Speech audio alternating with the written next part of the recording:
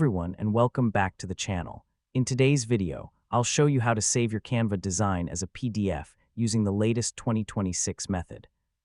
Whether you're creating a resume, presentation, brochure, worksheet, business document, or printable design, downloading it as a PDF is one of the best ways to keep your layout looking professional and high quality. Let's get started. First, open your web browser and sign in to your Canva account. Once you're logged in, open the design that you want to save as a PDF.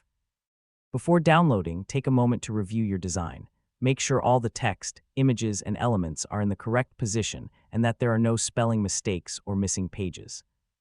When everything is ready, go to the top right corner of the screen and click the *** share * button. A menu will appear with several options. Click Download * to open the download settings. Next, click on the *** file type * drop-down menu. You'll see several formats available, including PNG, JPG, PDF Standard, and PDF Print. If you're sharing your design online or by email, choose *PDF Standard * because it creates a smaller file size that's easier to upload and send. If you're planning to print your design, select *PDF Print * for the highest print quality.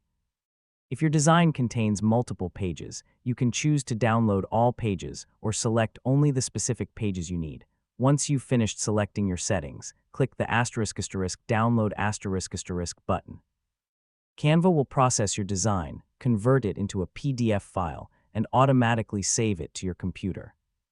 After the download is complete, open the PDF to make sure everything looks exactly the way you expected before sharing or printing it. And that's it. That's how you can save any Canva design as a PDF using the latest 2026 method. If this tutorial helped you, don't forget to like this video, subscribe to the channel, and turn on the notification bell for more Canva tutorials and easy step-by-step guides. Thanks for watching.